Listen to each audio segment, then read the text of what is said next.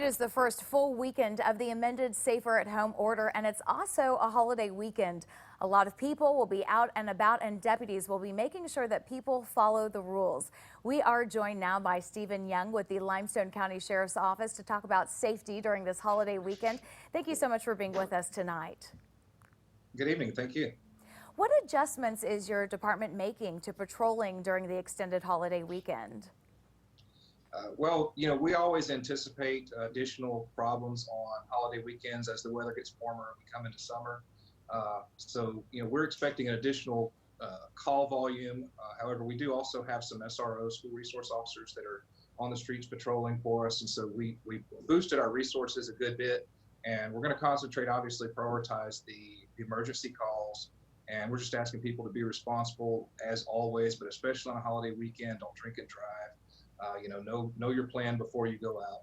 And also, we have to add into that this extra dimension of the coronavirus possibility. So, we're asking people to use the same common sense, to keep the social distancing. You can go out and have fun. We're starting to open things up, but it depends on personal responsibility. What are the types of incidents that deputies usually respond to on Memorial Day weekend? Memorial Day, as well as the July 4th holidays, we tend to see excessive alcohols. We tend to see DUIs. We'll have some domestics and some fights, that's typically what we expect. You never know exactly what you're going to get on any given day, but we prepare for those things as they tend to escalate a little bit more during holiday seasons. People, like I said, the weather's getting warmer and people are going out in larger quantities. And you mentioned the pandemic. How does that amplify the situation when you respond to calls? Well, again, we have to prioritize our calls, even with the additional resources that we have. We're still a small department, still a relatively small population county.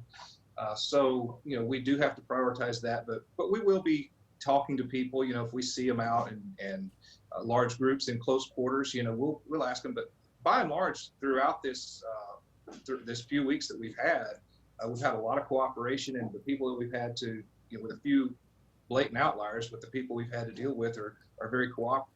And what advice do you have for people? Again, just, use common sense. Nobody's trying to keep you at home, but, if you're subject to illness, if you're immunocompromised, it might be a good idea to stay home. There's still plenty that can be done, I'm sure, around the house and things like that. But for people that are going out, use a little more discretion, use some common sense, and keep that distance. I've seen a lot of people, throughout the last few weeks that have developed some good habits. Let's not let that slide, because that's what's allowing us to start opening back up. Thank you so much for your time, and have a great holiday weekend. You too. Be safe.